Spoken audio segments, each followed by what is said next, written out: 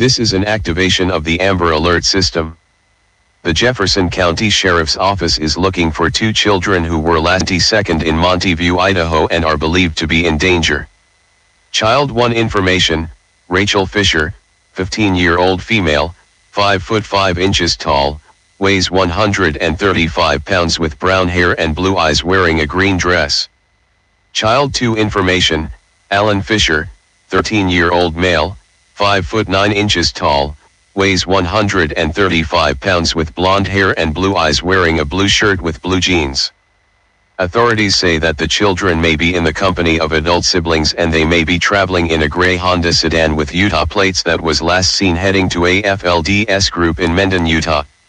If you have any information on the whereabouts of these children, please contact the Jefferson County Sheriff's Office at 208-745-9210 or dial 911 immediately.